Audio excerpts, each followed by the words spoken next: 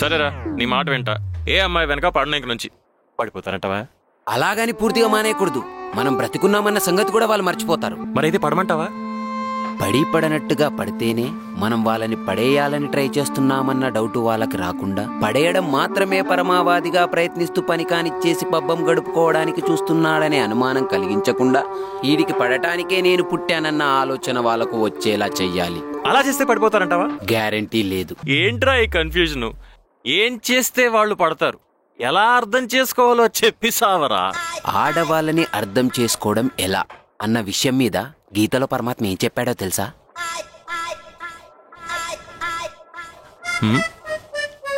రే రే రే రే ఆగరా, చెప్పేళ్ళు. ఏం చెప్పలేదండి.